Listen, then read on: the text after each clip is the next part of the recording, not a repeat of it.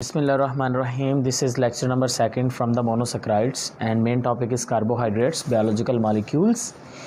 तो आज के इस लेक्चर में बेसिक जो हमारे पर्पस ऑफ स्टडी रहेगा उनमें से पहली चीज़ ये रहेगी कि हम स्ट्रक्चर देखेंगे कि आपके पास 2 डायमेंशनल स्ट्रक्चर कैसे बनेगा, 3 डायमेंशनल स्ट्रक्चर कैसे बनेगा, फिशर प्रोजेक्शन क्या है, हावर्थ प्रोजेक्शन किसको बोलते हैं।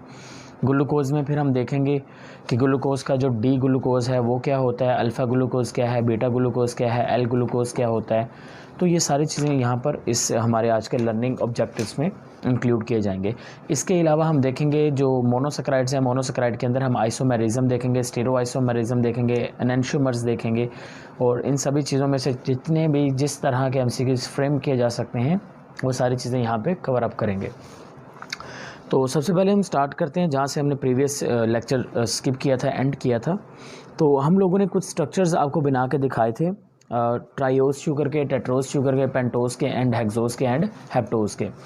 देखें, लास्ट टाइम हमारी बात हुई थी कि अगर हम स्ट्रक्चर्स के बारे में बात कर लेते हैं तो आपके पास ट्राइओस, टेट्रोस, पेंटोस, हेक्सोस एंड हेप्टोस जो हैं ये अपने स्ट्रक्चर्स बनाते हैं। लेकिन अगर हम कार्बोहाइड्रेट के स्ट्रक्चर की बात करें तो बेटा कार्बोहाइड्रेट 2 तरह के स्ट्रक्चर बनाते हैं। इनमें से पहले जो स्ट्रक्चर हैं, पहला जो स्ट्रक्चर है कार्बन का, हम उसको नाम देते हैं ओपन चेन स्ट्रक्चर। तो कार्बोहाइड्रेट 2 तरह के स्ट्रक्चर बनाएंगे, एक होते हैं ओपन चेन स्ट्रक्चर और दूसरे हमारे पास होंगे रिंग स्ट्रक्चर। तो open chain and ring structure, ये 2 स्ट्रक्चर्स आपको यहाँ पे देखने को मिलेंगे कार्बोहाइड्रेट के। अब ओपन चेन स्ट्रक्चर कब बनाते हैं और रिंग स्ट्रक्चर कब बनता है। देखें भाई, अगर हमारे पास एक कार्बोहाइड्रेट है, राइट, और वो कार्बोहाइड्रेट अगर तो बच्चे वो मौजूद है क्रिस्टलाइन फॉर्म के अंदर, अगर तो वो किस फॉर्म के अंदर है, क्रिस्टलाइन फॉर्म के अंदर मौजूद है, तो वो कौन सा स्ट्रक्चर बना के देगा हमें, वो हमें ओपन चेन स्ट्रक्चर दिखाएगा। उसमें ओपन चेन स्ट्रक्चर पाया जाएगा। क्रिस्टलाइन फॉर्म कहते हैं जो सॉलिड फॉर्म के अंदर होते हैं। लेकिन जैसे ही हम कार्बोहाइड्रेट को उसके एक्वस मीडियम में लेके आते हैं, तो कार्बोहाइड्रेट जैसे ही एक्वस मीडियम में लेके आएगा तो कार्बोहाइड्रेट्स जो होंगे उनका जो स्ट्रक्चर होगा वो क्रिस्टलाइन स्ट्रक्चर के स्ट्रक्चर में चेंज हो जाएगा। एक्वस सोल्यूशन में आते ही वो कौन सा स्ट्रक्चर देगा, रिंग स्ट्रक्चर बनाएगा। तो हमें इस चीज़ को रट्टा नहीं मारना है कि ये कैसे स्ट्रक्चर्स बनते हैं, और इनको याद करने का बहुत ही सिंपल सा प्रोसीजर आपको बताते हैं। सबसे पहले तो ये समझिए ना कि जो रिंग स्ट्रक्चर है वो किन किन कार्बोहाइड्रेट्स के अंदर मौजूद हैं, ये कौन कौन से वो मोनोसैकराइड्स हैं जिनके अंदर हमें रिंग स्ट्रक्चर्स देखने को मिलेंगे। तो हमारे पास मोस्टली जो रिंग स्ट्रक्चर्स बेटा आपको देखने को मिलेंगे that will be between in the pentose sugar. तो जो पेंटोस शुगर हैं, पेंटोस शुगर में, और अगर हम हेक्सोस शुगर की बात कर लेते हैं तो इस हेक्सोस शुगर के अंदर आपको क्या देखने को मिलेंगे, ये रिंग स्ट्रक्चर सबसे ज़्यादा बनाते हैं एक्वस सॉल्यूशन के अंदर। तो यहाँ पर आज के सबसे पहले एमसीक्यूज आपसे फ्रेम करते हैं। टेल मी, बहुत सिंपल सा एमसीक्यूज है, आपने आंसर करना है। किसी ऐसे शुगर का नाम बताएं जो कि सेल के न्यूक्लियस में सबसे ज़्यादा पाया जाता है।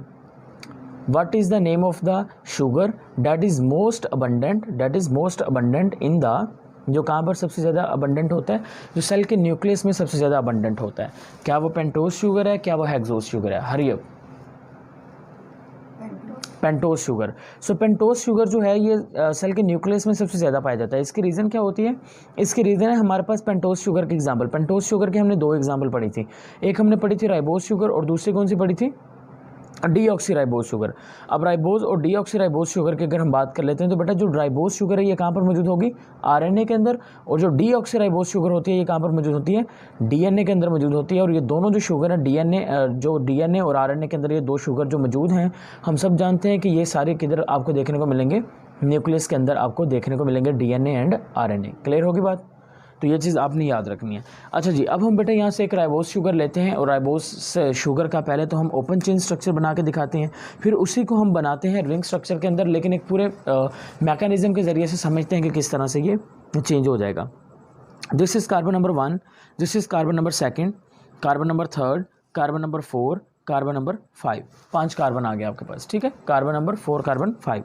अब बेटा जो कार्बन नंबर 1 है, कार्बन नंबर 1 पर आपको यहाँ पर एक ग्रुप अटैच देखने को मिलेगा इस तरह से, जिसको आप नाम कौन सा देंगे, एल्डिहाइड ग्रुप का। तो ये आपके पास आ गया एल्डिहाइड ग्रुप, कार्बन नंबर 1 पर अटैच होगा। उसके बाद यहाँ पर बेटा जो राइट साइड होगी, राइट साइड पर आपको राइबोस शुगर में क्या देखने को मिलेंगे, हाइड्रोक्सल देखने को मिलेंगे, और दूसरी साइड पर क्या देखने को मिलेंगे, हाइड्रोजन देखने को मिलेंगे। क्लियर होगी बात? हाइड्रोजन देखने को आपको मिल जाएंगे। अब बच्चे यहाँ पर होगा क्या, अब सबसे पहले तो आप इस चीज़ को समझिए कि आपके पास जो सेकंड लास्ट कार्बन होगी, लास्ट कार्बन की बात नहीं हो रही। जो बच्चे सेकंड लास्ट कार्बन है, इस सेकंड लास्ट कार्बन को हम क्या नाम देंगे? हम इसको नाम देंगे पेनिटुलेट कार्बन। पेनिटुलेट कार्बन, क्या नाम देंगे? पेनिटुलेट कार्बन। और आपके पास जो कार्बन नंबर 1 होगी, कार्बन नंबर 1 को हम नाम देंगे एनोमेरिक कार्बन। क्या नाम दे देंगे? Anomeric carbon. तो ये एनोमेरिक कार्बन और पेनिटुलेट कार्बन जो सेकंड लास्ट कार्बन होगी। क्लियर होगी बात? अब बेटा ये जो सेकंड लास्ट कार्बन है, ये सेकंड लास्ट कार्बन क्या करेगा? ये अपना हाइड्रोक्सल जो है वो यहाँ से कहाँ पर शिफ्ट कर देगा? कार्बन नंबर 1 पर शिफ्ट कर देगा। दोबारा से सुनिए, जो आपके पास सेकंड लास्ट कार्बन है ये अपना हाइड्रोक्सल किसको दे देगा? कार्बन नंबर 1 को शिफ्ट कर देगा। जब ये अपना कार्बन का जो है हाइड्रोक्सल है ये कार्बन नंबर 1 को शिफ्ट करेगा, तो बच्चे आपके पास कुछ जो स्ट्रक्चर है वो इस तरह से बन जाएगा। देखें ज़रा गौर से, कार्बन नंबर जो 1 है, कार्बन नंबर 1 में डबल बॉन्ड किसके साथ था? ऑक्सीजन के साथ। और एक बॉन्ड किसके साथ था? हाइड्रोजन के साथ। तो बच्चे यहाँ पर होगा क्या? देखें, हाइड्रोजन का बॉन्ड वहाँ का वैसे ही रहा। मैंने कहा कि इसने अपना हाइड्रोक्सल किसको दे दिया? किसको दे दिया? कार्बन नंबर 1 को दे दिया। अब बेटा कार्बन नंबर 1 के 2 बॉन्ड थे ऑक्सीजन के साथ, तो बेटा उसका जो एक बॉन्ड है वो टूट गया। और ऑक्सीजन कितने बॉन्ड बनाएगा? 2 बॉन्ड बनाता है, तो ऑक्सीजन का एक बॉन्ड फ्री पड़ा हुआ है। बाकी देखिए कार्बन नंबर 2, ऑक्सीजन 2 बॉन्ड बनाता है हमेशा, ठीक है। तो उसका एक बॉन्ड कार्बन के साथ है, दूसरा बॉन्ड फ्री है। अब कार्बन नंबर 2 पर हाइड्रोक्सल है, कार्बन नंबर 3 पे भी क्या है? हाइड्रोक्सल है। कार्बन 4 का हाइड्रोक्सल चला गया ना, और कार्बन 5 पे क्या लगा हुआ है? हाइड्रोक्सल लगा हुआ है। और बाकी साइड पर क्या लगा देंगे? ये देखें सेम एज इट इज़ क्या लगाते जाएंगे? हाइड्रोजन हम ऐड करते जाएंगे। तो ये भी हाइड्रोजन, ये भी हाइड्रोजन, ये भी आपके पास हाइड्रोजन आ गया। अब यहाँ पे सोचने की बात ये है कि बेटा एक जो है बॉन्ड यहाँ पर फ्री है, वो कार्बन कौन सा है? 1, 2, 3 एंड 4, जो सेकंड लास्ट कार्बन है जिसको पेनिटुलेट कार्बन का नाम दिया, उसका बॉन्ड फ्री है। तो बच्चे क्या होगा? ये जो ऑक्सीजन है यहाँ पर जिसका एक सिंगल बॉन्ड बना है, वो जाके बॉन्ड किसके साथ कर लेगी? वो जाके बेटा बॉन्ड बना लेगी कार्बन नंबर 4 के साथ। किसके साथ? कार्बन नंबर 4 के साथ। तो ये बेटा सीक्वेंस याद रखें, 1, 2, 3, 4 एंड 5। क्लियर होगी बात? अब यहाँ पर बेटा आपके पास किस का बन गया है? बॉन्ड किसका बना है? कार्बन 1 का कार्बन 4 के साथ। अब ये जो आपको स्ट्रक्चर यहाँ पे दिखाया जा रहा है, ये जो स्ट्रक्चर आपको दिखाया जा रहा है, ये कहाँ से बना है? ये देखें, आपके पास जो राइबोज शुगर है, राइबोज के शुगर के स्ट्रक्चर से ही हमने स्ट्रक्चर को डेवलप किया है। और इसको हम स्ट्रक्चर को क्या नाम देंगे? ये आपके पास है 2 डायमेंशनल स्ट्रक्चर। 2 डायमेंशनल स्ट्रक्चर है आपके पास, और इसी को बेटा आप नाम दे देंगे, this one is known as the Fischer projection. इसको क्या नाम देंगे? इसी को बच्चे हम नाम देंगे फिशर प्रोजेक्शन। आपने फिशर लफ्ज़ कहीं और भी पढ़ा है? हरियब, एमएल फिशर, कहाँ पर? एंजाइम्स वाले टॉपिक में। चलें जी, अब देखें इसी स्ट्रक्चर को आगे मैं चेंज करके दिखाऊंगा आपको 3D स्ट्रक्चर के अंदर कि ये किस तरह से 3D स्ट्रक्चर में चेंज होगा। लेकिन उस चीज़ को समझने से पहले आप 2 चीज़ें देखें। जो हमारे पास कार्बोहाइड्रेट्स हैं, ये 2 तरह के रिंग स्ट्रक्चर दे रहे हैं, 2 तरह के रिंग बनाते हैं। एक रिंग होगा, उसको हम नाम देंगे आपके पास फ्यूरानोज रिंग, फ्यूरानोज रिंग। जो फ्यूरानोज रिंग होता है ये पेंटागोनल रिंग होता है, ठीक है। इसके 5 कॉर्नर्स होते हैं, ठीक है। 5 कॉर्नर्स में से बच्चे ये आपको ना कुछ इस शेप के अंदर देखने को मिलेगा। ये वाला, ये जो इस शेप के अंदर रिंग होगा ना, ये आपके पास है फ्यूरानोज रिंग। अब इसके कॉर्नर गिनिए ज़रा, 1, 2, 3, 4, 5। 5 कॉर्नर में से 4 कॉर्नर पे क्या है? कार्बन, और 5वें कॉर्नर पे क्या है? ऑक्सीजन। तो इस तरह का जो भी रिंग होगा उसको क्या नाम देंगे? Furanose ring. और बेटा दूसरा जो कार्बोहाइड्रेट्स रिंग बनाते हैं उसको क्या नाम देते हैं? पायरानोज रिंग का नाम देते हैं। पायरानोज रिंग की बात करें तो बेटा पायरानोज जो रिंग है आपके पास, वो आपको कुछ इस शेप के अंदर देखने को मिल जाएगा, that is a pyranose ring. ये आपके पास पायरानोज रिंग आ गया। पायरानोज रिंग में कितने? ये हेक्सागोनल है, 6 कॉर्नर हैं, 1, 2, 3, 4, 5, 6। 6 कॉर्नर में से 5 कॉर्नर पे क्या है? कार्बन, और एक पे क्या है? ऑक्सीजन है। अब बच्चे यही देखें, इसी स्ट्रक्चर को मैं यहाँ पे चेंज करके दिखाऊंगा। तो जो राइबोज शुगर है वो हमारे पास ना ये वाला स्ट्रक्चर देगी जिसको हम फ्यूरानोज का नाम देते हैं। अब यहाँ पे गौर से समझिए ज़रा,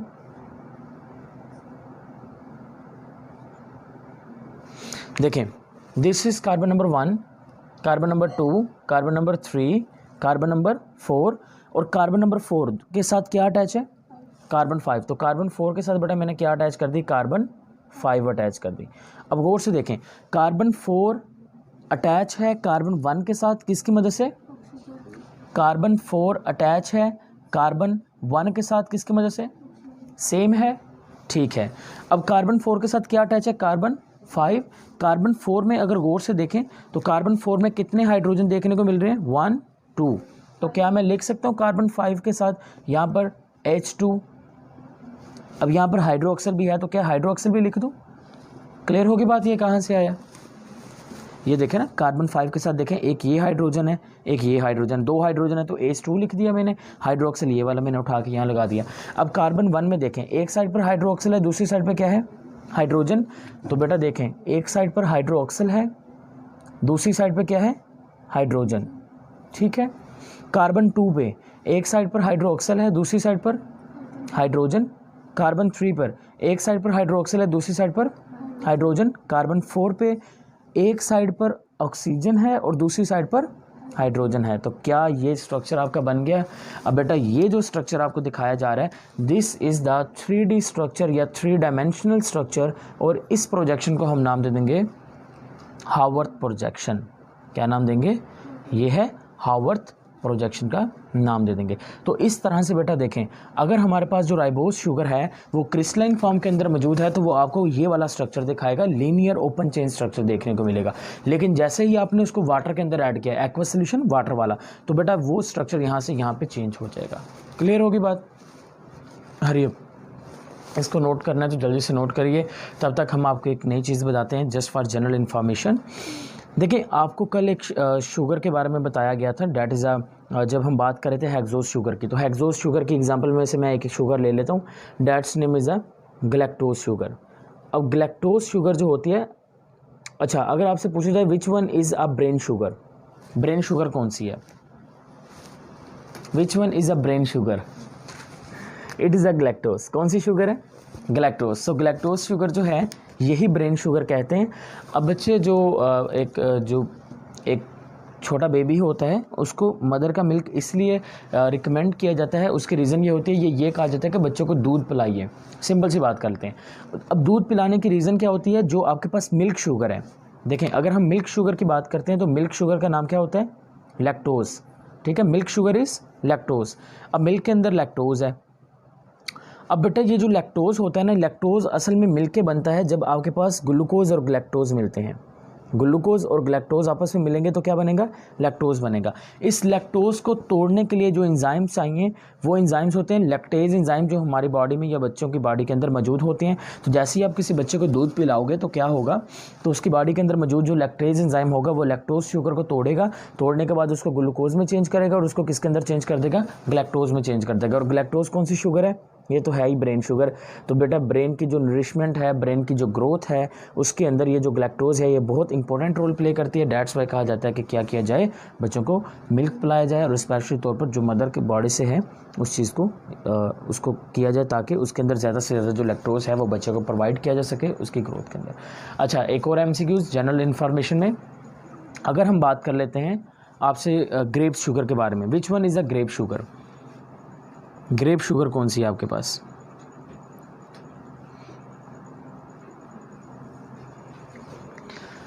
तो अगर हम ग्रेप शुगर की बात कर लेते हैं तो आपके पास जो ग्लूकोज है आपने याद रखना है, ग्लूकोज का दूसरा नाम क्या होता है? It is a grape sugar. इसको ग्रेप शुगर भी कहते हैं। इसके अलावा अगर हम बात कर लेते हैं फ्रक्टोज के बारे में, तो जो फ्रक्टोज होता है, फ्रक्टोज के बारे में इंपॉर्टेंट इंफॉर्मेशन याद रखिए। Fructose is actually present in the ये जो सेमन होता है वहाँ पर मौजूद होता है। इन मेल्स की बॉडी के अंदर जो स्पम्स होते हैं, स्पम्स के अंदर फ्रक्टोज मौजूद होता है और मेनली तौर पर जो स्पम्स को एनर्जी मिल रही होती है वो फ्रक्टोज की मदद से मिलती है। और एक टेस्ट होता है, उस टेस्ट को भी चेक करने के लिए, for the checking of sexual intercourse test को चेक करने के लिए फ्रक्टोज का टेस्ट किया जाता है। यानी कि उस टेस्ट में होगा क्या, उस टेस्ट में पानी मिलेगा क्या? सेक्सुअल इंटरकोर्स टेस्ट के अंदर फ्रक्टोज का टेस्ट किया जाता है, यानी कि अगर तो जो फीमेल रिप्रोडक्टिव ट्रैक है उसके अंदर अगर फ्रक्टोज जो है वो मौजूद है, सो इट्स मीन्स डैट कि वहाँ पर सेक्सुअल इंटरकोर्स हुआ है, और अगर ये फ्रक्टोज मौजूद नहीं है तो it's means that the sexual intercourse is absent. So इस तरह से जो फ्रक्टोज है वो सेमन के अंदर मौजूद है और ये टेस्ट के अंदर भी इन्वॉल्व होता है। तो फाइनली अब हम मूव करते हैं हेक्सोज शुगर की जानिब, और हम देखते हैं कि जो हेक्सोज शुगर है वो किस तरह से अपना जो रिंग स्ट्रक्चर है वो बनाते हैं। ओके जी, हेक्सोज शुगर में सबसे पहले हम बात कर लेते हैं ग्लूकोज के बारे में, बिकॉज बहुत सारे हेक्सोज शुगर हैं जिसके अंदर मानोज भी आता है। तो अगर आपसे पूछ लिया जाए कौन सा वो शुगर है जो कि फ्री फॉर्म के अंदर मौजूद नहीं होता, फ्री फॉर्म के अंदर मौजूद नहीं होता, तो आप क्या नाम देंगे? The name of that sugar is Manoj. So Manoj वो शुगर है जो कि फ्री फॉर्म के अंदर मौजूद नहीं होता। सबसे सिंपलेस्ट एल्डिहाइड शुगर कौन सा होता है? विच one is the simplest aldehyde sugar? Hurry up. It is a hurry up. आपने ट्रायोसिस के अंदर उसका पढ़े थे एग्जाम्पल्स, ट्रायोसिस की एग्जाम्पल के अंदर आपने उसका पढ़ा था। So that is the simplest आपके पास एल्डिहाइड शुगर है। अब हम बात कर लेते हैं ग्लूकोज के बारे में, ग्लिसराइड एल्डिहाइड। ओके जी, ग्लूकोज की बात करें तो ग्लूकोज में कार्बन आ जाएंगे 6, 1 2 3 4 5 एंड 6। ठीक है जी। कार्बन 1 पर अटैच होगा हाइड्रोक्सिल ग्रुप, और हाइड्रोक्सिल ग्रुप नहीं होगा, हाइड्रोक्सिल ग्रुप कार्बन 1 के अलावा सब पर अटैच होंगे। यहाँ पर मौजूद होगा एल्डिहाइड ग्रुप। कार्बन 2 पर होगा हाइड्रोक्सिल ग्रुप। कार्बन 3 पर सीक्वेंस क्या कर देनी है? चेंज।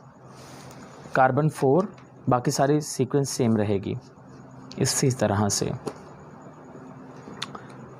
किसी भी बायोमॉलिक्यूल का या कार्बोहाइड्रेट का स्ट्रक्चर बनाते वक्त इस बात का ख़ास तौर पर ख्याल रखना है कि राइट साइड पर कौन सा मॉलिक्यूल आ रहा है और लेफ़्ट साइड पर कौन सा मॉलिक्यूल आ रहा है। अगेन वही चीज़ें फॉलो करनी है जो आपको पहले मैंने बताई। ये आपके पास ग्लूकोज का स्ट्रक्चर है, ये कार्बन है 1 2 3 4 5 एंड 6। पहला कार्बन क्या कहलाया था? Anomeric carbon. ठीक है। अब एनोमेरिक कार्बन की बेस पर मैं आपको एनोमेर्स के बारे में भी गाइड करूँगा कि ये होते क्या हैं। तो और कार्बन नंबर 5 या सेकंड लास्ट कार्बन, ठीक है, जो सेकंड लास्ट कार्बन होगा बच्चे आपके पास, ये सेकंड लास्ट कार्बन क्या करेगा? अपना जो हाइड्रोक्सिल होगा वो किसको दे देगा? कार्बन नंबर 1 को देगा। जब ये अपना हाइड्रोक्सिल कार्बन नंबर 1 को देगा, उसके नतीजे में आपके पास जो फिशर प्रोजेक्शन बनेगा वो कुछ इस तरह से बनेगा।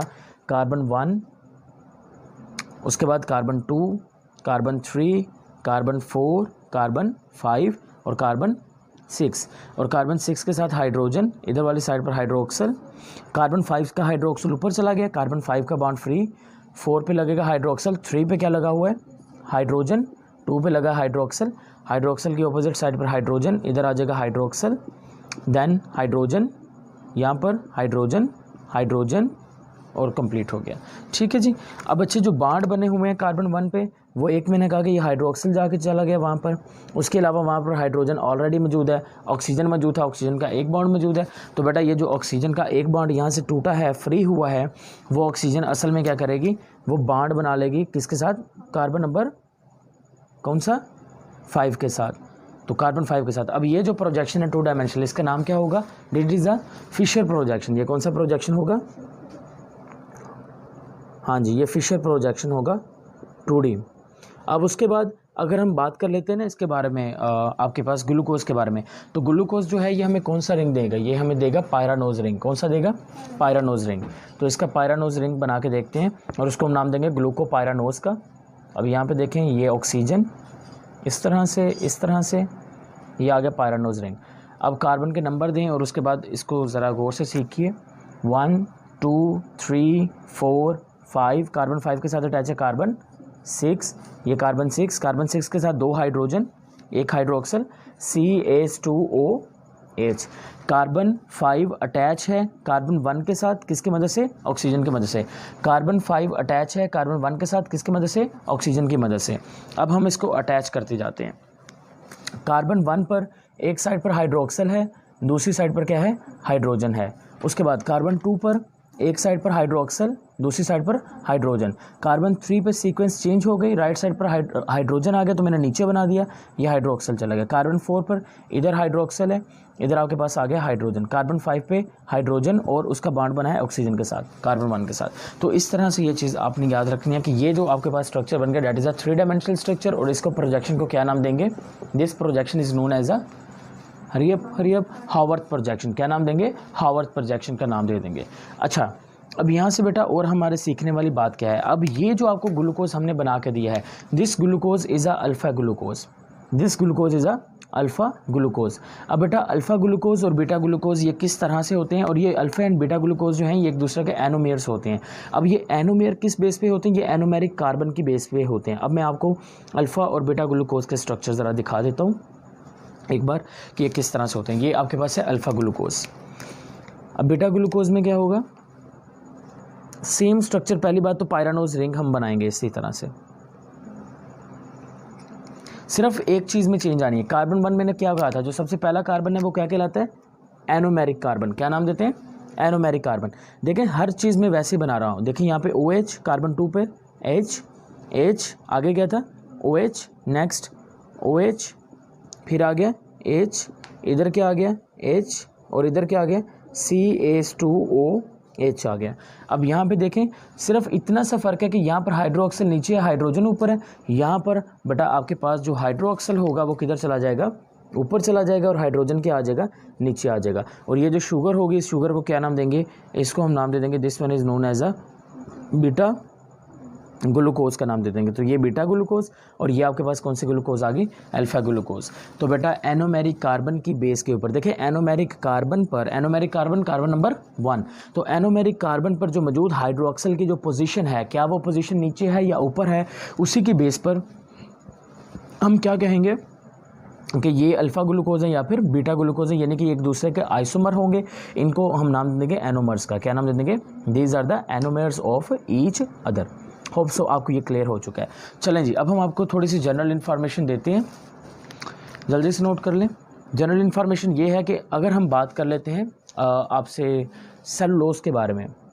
देखें सेलुलोज जो है वो एक ऐसा कार्बोहाइड्रेट है जो ह्यूमन जो है वो डाइजेस्ट नहीं कर सकते। सपोज डैट अगर हम आपको कहें कि आप जो हैं वो जैसे जो आपके पास गॉड शिप वगैरह हैं वो प्लांट के पत्ते वगैरह खाते हैं और उसको डाइजेस्ट भी कर लेते हैं, लेकिन जो ह्यूमन है वो उसको डाइजेस्ट नहीं कर सकते। उसकी रीज़न क्या होती है?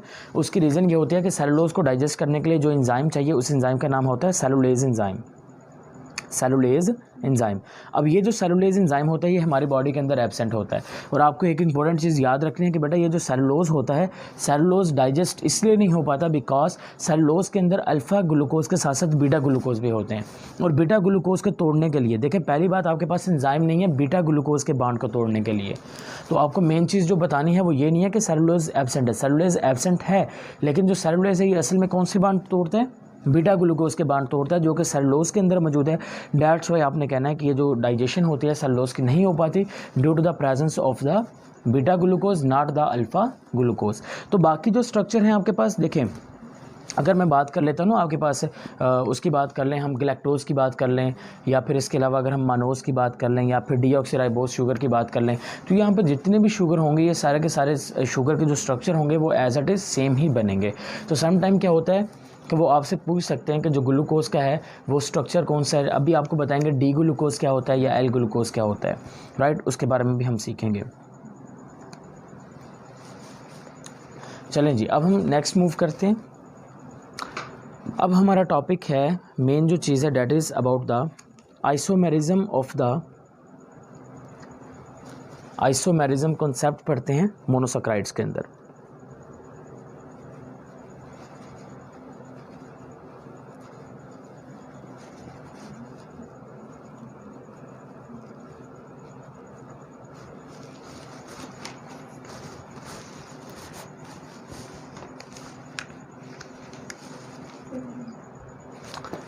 Isomerism of monosaccharides. तो आइसोमेरिज्म मोनोसैकराइड्स के अंदर बात करें तो इनके अंदर एक स्पेशल किस्म का पाया जाएगा जिसको हम नाम देंगे स्टीरो आइसोमेरिज्म। Stereo isomerism.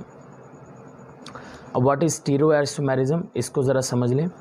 अगर हम स्टीरियोआइसोमेरिज्म की बात करते हैं तो आपने कहना है कि जी स्टीरियोआइसोमेरिज्म में क्या है कि आपके पहले दो चीज़ें आप सीखिए, इसको मैं बाद में बताता हूँ। ये क्या है, हमारे पास एसिमेट्रिकल जो कार्बन है,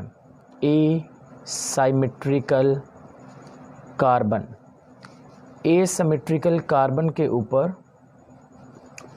जो पोजीशन चेंज होगी, एसिमेट्रिकल कार्बन के ऊपर हाइड्रोक्सल और हाइड्रोजन की position, different position, asymmetrical carbon पर हाइड्रोक्सल और हाइड्रोजन की डिफरेंट पोजीशन की वजह से जो ग्लूकोज के स्ट्रक्चर्स बनेंगे उसको क्या नाम दे देंगे, stereoisomerism. What is stereoisomerism? Due to the different position of hydroxyl and hydrogen on the asymmetrical carbon atoms. ठीक है जी, एसिमेट्रिकल कार्बन एटम के ऊपर हाइड्रोक्सल और हाइड्रोजन की डिफरेंट जो पोजीशन है उसकी वजह से जो डिफरेंट स्ट्रक्चर्स बनेंगे, उन डिफरेंट स्ट्रक्चर्स को क्या नाम दे देंगे, उनको हम नाम दे देंगे स्टीरियोआइसोमेरिज्म का। अभी हम समझते हैं, फिर हम देखते हैं कि ये किस तरह से। पहले तो आप ये देखें ना कि what is asymmetrical carbon atom. तो मैं पहले ग्लूकोज के यहाँ पर दोबारा से मॉलिक्यूल डेवलप करता हूँ और फिर हम देखते हैं कि यहाँ पर एसिमेट्रिकल कार्बन कौन सा है। Carbon 3, carbon 4, carbon 5 and carbon 6। देखें, एसिमेट्रिकल कार्बन एक ऐसा कार्बन जिसकी चारों तरफ जो एटम अटैच है, डिफरेंट एटम्स अटैच होंगे, तो हम उस कार्बन को क्या नाम देंगे, एसिमेट्रिकल कार्बन एटम का नाम दे देंगे। क्लियर होगी बात? What is asymmetrical carbon atom? वो कार्बन एटम जिसकी चारों तरफ जो ग्रुप्स हैं वो डिफरेंट ग्रुप्स अटैच होंगे, उसको आप नाम दे देंगे एसिमेट्रिकल कार्बन एटम। तो पहले हम ग्लूकोज के अंदर ढूंढ लेते हैं कि एसिमेट्रिकल जो कार्बन है वो कौन कौन से एसिमेट्रिकल कार्बन है। कार्बन 1 है, 2 है, 3 है, 4 है, 5 है या फिर 6 है। चलें जी, कार्बन 1 की तरफ चलते हैं। देखें, अगर आप कार्बन 1 को देखते हैं तो बेटा कार्बन 1 में एक तरफ क्या मौजूद है, ऑक्सीजन, दूसरी तरफ क्या मौजूद है, हाइड्रोजन, और तीसरी तरफ बेटा ये देखें, ये पूरे का पूरा ग्रुप मौजूद है, ये पूरे का पूरा आएगा, यहाँ पे कार्बन नहीं आएगा, तीसरी तरफ क्या आएगा, पूरे का पूरा ग्रुप आएगा। अब ये देखें, इस कार्बन नंबर 1 की 3 साइड्स पर एटम्स मौजूद हैं और तीनों डिफरेंट एटम है, लेकिन हमने एसिमेट्रिकल के लिए शर्त क्या रखी कि कितनी साइडों पर डिफरेंट होने चाहिए, 4 साइड्स पर। तो क्या ये एसिमेट्रिकल कार्बन है? नहीं है। So carbon 1 is not a asymmetrical carbon in the glucose molecule. Clear होगी बात? चलें जी, अब हम बात कर लेते हैं कार्बन 2 के बारे में। कार्बन 2 की एक साइड पर हाइड्रोक्सल है, दूसरी साइड पर क्या है, हाइड्रोजन है, तीसरी साइड पर बेटा देखें तो आपके पास ये वाली साइड मौजूद है, और चौथी साइड अगर देखते हैं तो आपके पास ये वाला एक बड़ा सा ग्रुप है। अब चारों साइड्स देखें, क्या कार्बन की डिफरेंट है? तो इट्स मीन्स डैट कि जो कार्बन 2 है वो हमारे पास क्या है, एसिमेट्रिकल कार्बन है, तो मैंने स्टार बना दिया। कार्बन नंबर 3 को चेक करके देखते हैं। कार्बन नंबर 3 में देखें, एक साइड पर हाइड्रोजन, एक साइड पर हाइड्रोक्सल, यहाँ पर ऊपर वाली साइड पर एक और ग्रुप है और नीचे वाली साइड पर बेटा और ग्रुप मौजूद है। सो बताइए, क्या कार्बन 3 एसिमेट्रिकल कार्बन हुई? ठीक है, तो carbon 3 is a asymmetrical carbon because इसके 1, 2, 3 और 4 चारों तरफ जो एटम्स हैं वो डिफरेंट अटैच हैं।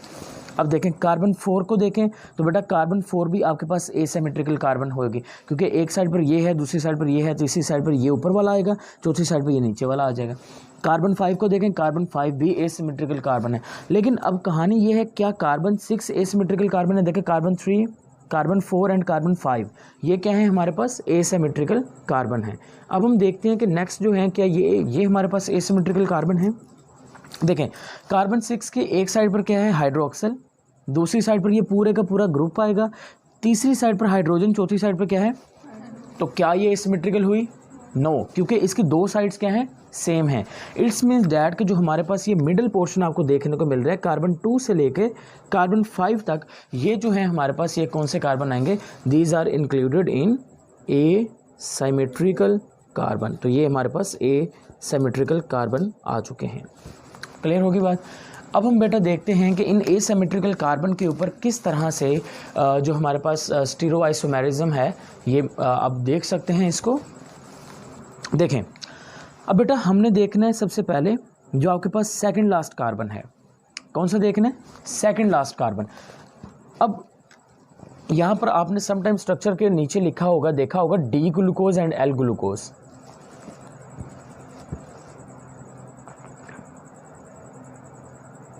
D glucose and L glucose. यहाँ पर जो कैपिटल डी और कैपिटल एल मैं इस्तेमाल कर रहा हूँ, मैंने स्मॉल डी और स्मॉल एल इस्तेमाल नहीं कर रहा, small d and small l भी इस्तेमाल होते हैं। That is for small d for dextro rotatory and l for levo rotatory. But यहाँ पर अगर हम बात कर लेते हैं तो बेटा डेक्स्टर, यहाँ पर कैपिटल डी का मतलब क्या होता है, कैपिटल डी का मतलब होता है डेक्स्टर, और डेक्स्टर को अगर हम देखें तो इसका मतलब होता है, इसका मीनिंग जो है डैट इज़ अ राइट, ठीक है। जो एल है, L stands for levo, L stands for levo, और इसका मतलब होता है लेफ्ट। अब इसका क्या मतलब बना है, इसका टोटल मतलब ये बना है कि अगर बच्चे हम बात कर लेते हैं, देखें राइट और लेफ्ट, अगर हम बात कर लेते हैं डी ग्लूकोज के बारे में, तो आपने कार्बन की चेन में सेकंड लास्ट कार्बन देखना है या फिर एसिमेट्रिकल कार्बन का आखिरी कार्बन देखना है। गौर से सुनिए मैं क्या कह रहा हूँ, मैंने कहा एसिमेट्रिकल कार्बन कौन से, 2 से लेके 5 तक, तो एसिमेट्रिकल कार्बन का या तो आप आखिरी कार्बन देखोगे या फिर अगर कार्बन की चेन देख रहे हो तो कार्बन की चेन में कौन सा कार्बन देखोगे, सेकंड लास्ट कार्बन देखोगे। अगर उस सेकंड लास्ट कार्बन में जो हाइड्रोक्सल है बेटा वो राइट साइड पर आपको देखने को मिलता है, तो हम कहेंगे कि जो इस तरह का जो ग्लूकोज का स्ट्रक्चर है वो हमारे पास क्या कहलाएगा, डी ग्लूकोज कहलाएगा। क्लियर होगी बात। अगर आपके पास जो सेकंड लास्ट कार्बन है या लास्ट एसिमेट्रिकल कार्बन है उसकी लेफ्ट साइड पर बेटा अगर आपको देखने को मिलता है हाइड्रोक्सिल ग्रुप, तो बेटा लेफ्ट साइड पर देखने को मिल रहा है तो आप उसको क्या नाम देंगे, आप कहेंगे कि ये आपके पास जो ग्लूकोज है ये कौन सा है, that is the L glucose. इसको क्या नाम दे देंगे, एल ग्लूकोज का नाम दे देंगे। तो ये आपके पास डी ग्लूकोज आ गया, और अगर वो मौजूद होगा आपके पास लेफ्ट साइड पर तो आप उसको क्या नाम दे देंगे, एल ग्लूकोज का नाम दे देंगे। क्लियर होगी बात। तो इस वक्त ये डी ग्लूकोज नहीं है, it is a L glucose. चलें इसके साथ साथ मैं आपको थोड़ा सा और भी चीज़ें बता देता हूँ जो small d and small L के लिए। देखिए स्मॉल डी, जब हम स्मॉल डी लिखेंगे ना तो स्मॉल डी के लिए या तो जो है पॉजिटिव साइन भी यूज़ करते हैं या फिर इसका एक और लफ्ज़ भी होता है, तो हम इसको क्या कहते हैं, that is use for the dextro rotatory, dextro rotatory. And जो स्मॉल एल होता है इसके लिए भी पॉजिटिव साइन यूज़ कर सकते हैं, that is the levo rotatory जो लफ्ज़ है उसके लिए हम इसको इस्तेमाल करते हैं। इस चीज़ के अंदर हम मज़ीद डिटेल में नहीं जाएंगे बिकॉज इसका जो कंसेप्ट है वो एक अलग हो जाएगा, सो दैट्स वाई हम इसको यहीं पे देखते हैं। ये इसलिए आपको बताया गया कि आपने कैपिटल डी और स्मॉल डी को एक साथ कंफ्यूज्ड नहीं करना, ये एक अलग कंसेप्ट है जो कि ये भी आइसोमेरिज्म में इस्तेमाल होता है। अब हम बात कर लेते हैं स्टीरो आइसोमेरिज्म के अंदर। यहाँ पर आपने देख लिया किस तरह से, देखें ज़रा यहाँ पर डेफिनेशन मैंने आपको कही थी कि एसिमेट्रिकल कार्बन के ऊपर हाइड्रोक्सल और हाइड्रोजन की डिफरेंट पोजीशन की वजह से जो ग्लूकोज के स्ट्रक्चर्स बनेंगे उसी को नाम क्या देंगे।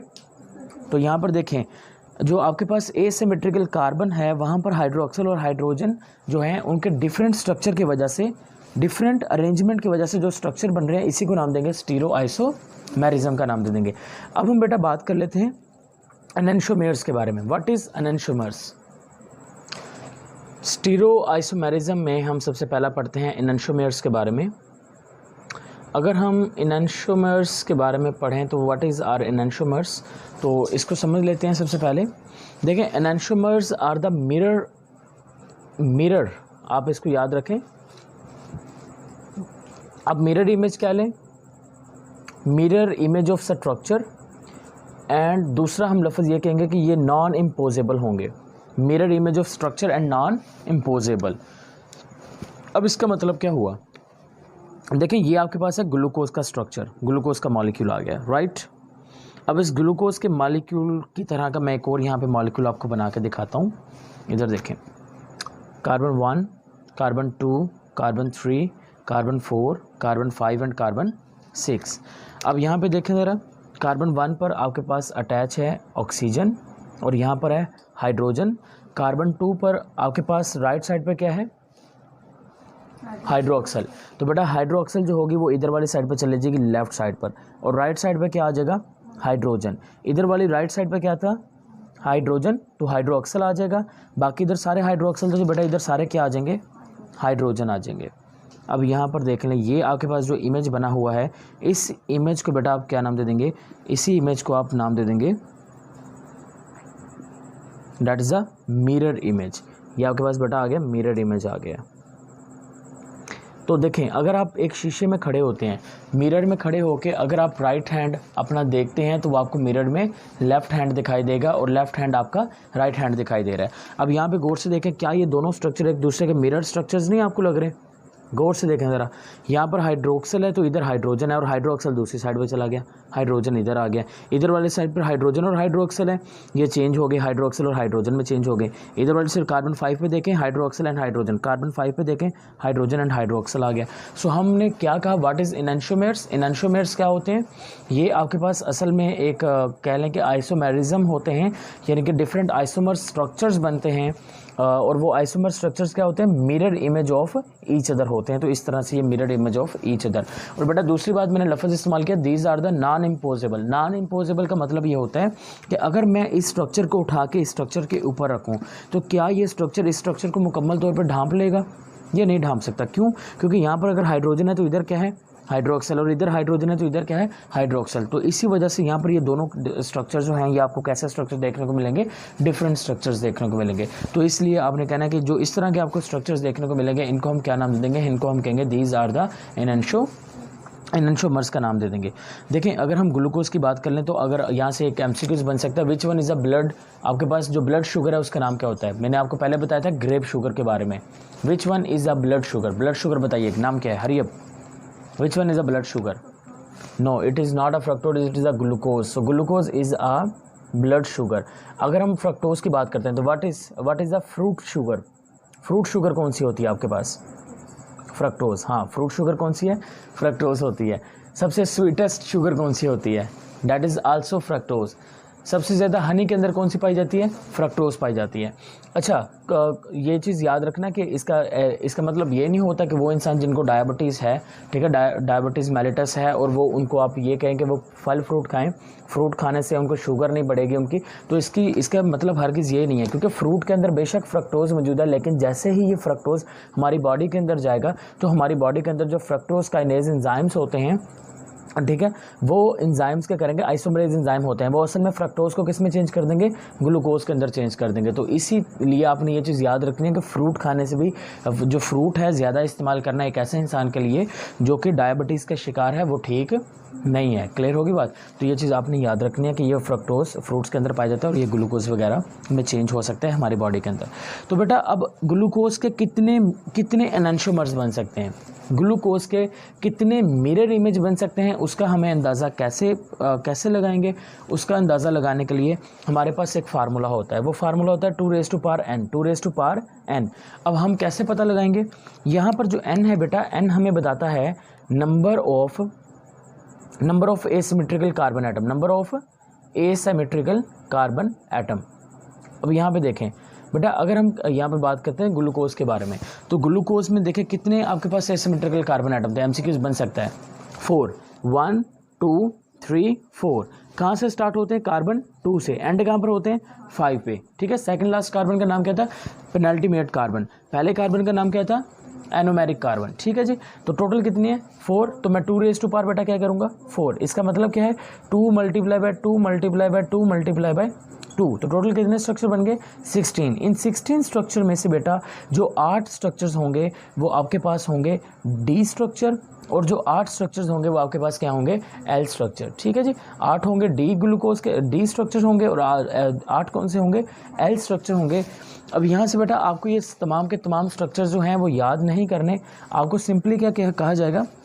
सपोज डैट मैं आपको क्वेश्चन में फ्रेम करके दे देता हूँ, मैं आपको ये डायग्राम दे देता हूँ और मैं आपको कहता हूँ कि मुझे बताइए कि ये कौन सा ग्लूकोज है, ये डी ग्लूकोज है या फिर एल ग्लूकोज है। तो आपको कैसे पता चलेगा ये डी ग्लूकोज है या एल ग्लूकोज है?